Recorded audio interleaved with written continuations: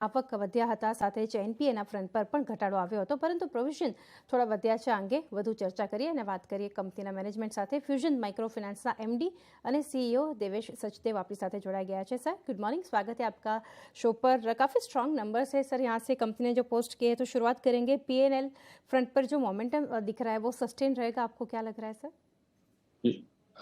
धन्यवाद.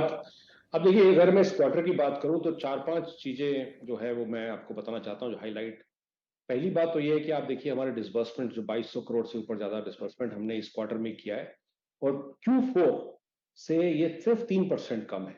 जो हमने कंसिस्टेंसी की बात शुरू से करी है, अगर आप वो देखेंगे, वो क्लियरली इससे विजिबल हो रहा है. दूसरी बात, जो हम अपने नए कस्टमर ऐड करते हैं, इस क्वार्टर में भी हमने 1 लाख से ऊपर नए कस्टमर ऐड किया है. टोटल मेरा कस्टमर बेस अब 36 लाख हो गया है. तीसरी बात, जो हमने बोला था कि हम कंसिस्टेंट आरओए और आरओई देने की बात करेंगे, आप देखिए आरओए भी हमारा करीब करीब 5% है, और जो जबकि हमने बात की थी हम कंसिस्टेंट 4.25 to 4.5 देना चाहते हैं. आरओई ऑलरेडी 20% है. इसके अलावा अगर आप देखेंगे निम, हमने शुरू से बात की थी कि निम एक्सपैंड करेगा, और वो भी इस समय इस क्वार्टर में भी एक्सपैंड किया है. 10.89 है, और मुझे लगता है कि अगले 1-2 क्वार्टर में और ये एक्सपैंड करेगा. तो और जो हमारा नेट एनपीए है वो भी कम हुआ है. अगर उस सब आप देखेंगे ओवरऑल, तो हमने एक अच्छी शुरुआत करी है इस साल में. और क्योंकि इस क्वार्टर में हमने नई 17 ब्रांचेस ही खोली हैं, नेक्स्ट क्वार्टर में 40 से 50 ब्रांचें खुलेंगी, 150 ब्रांचें टोटल इस साल खुलेंगी, और हम 1-2 नए स्टेट में भी जा रहे हैं. तो मुझे लगता है कि जिस तरह की डिमांड आ रही है और जिस तरह का हमने नेटवर्क बनाया है, हम इतने वाइड डाइवर्सली हमारी प्रेजेंस है, तो ये सब को देखते हुए मुझे पूरा उम्मीद है कि ये ग्रोथ मोमेंटम ऐसे कंटिन्यू रहेगा.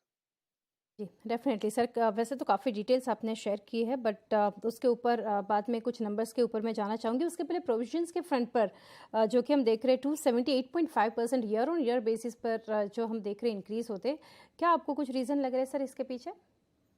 नहीं, देखिए, अगर आप हमारा जो प्रोविजन आपने देखा है, उसमें 2-3 चीजें देखने की जरूरत है.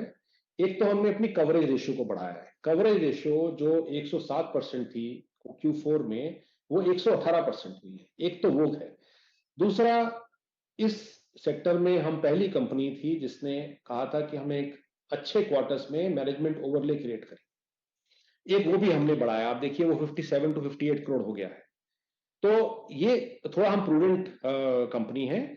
तो ये सबको देखते हुए वो आपको थोड़ा सा जो आपको नजर आ रहा है कि थोड़ा एलिवेटेड है, बट ओवरऑल आप नेक्स्ट 2 क्वार्टर्स में देखेंगे ये थोड़ा और स्टेबलाइज हो जाएगा, और हम अच्छे क्वार्टर्स में एक मैनेजमेंट ओवरले बनाते रहेंगे, ताकि कभी भी कोई प्रेशर आता है क्रेडिट क्वालिटी के ऊपर, तो ये मैनेजमेंट ओवरले को हम यूज करके एक consistent ROA, consistent return matrix अपने शेयर होल्डर को दे पाए.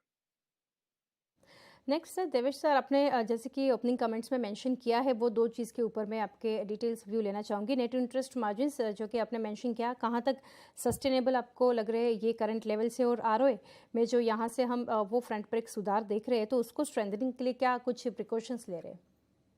जी देखिए, हमने नेट इंटरेस्ट मार्जिन का शुरू से गाइडेंस दिया है कि ये 11.2 से 11.4 के बीच में स्टेबलाइज होगा, और आप देख रहे हैं ट्रेजेक्ट्री उसी तरह से चल रही है. 10.89 है, क्योंकि हमने जो रेट चेंज किया था वो मई 2022 में किया था.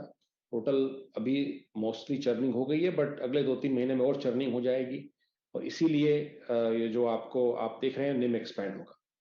और हम यही करीब करीब 11.2 से 11.5 के बीच का निम ही मेंटेन करना चाहते हैं, क्योंकि जिस कस्टमर के साथ हम डील करते हैं, हम उसको भी हमें ध्यान में रखना है.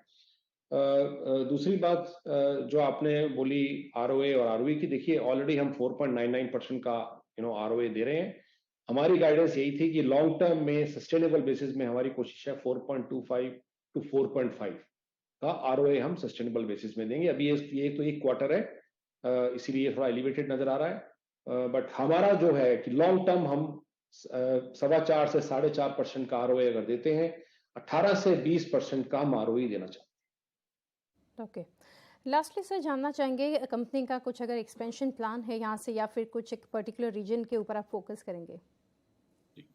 देखिए, हमारे जो टॉप 5 स्टेट्स हैं उसमें सब में बहुत अच्छा चल रहा है. आप बिहार, यूपी, उड़ीसा, मध्य प्रदेश, तमिलनाडु की बात करें, हम कुछ नए स्टेट्स में भी कुछ साल पहले से एंटर किए हैं।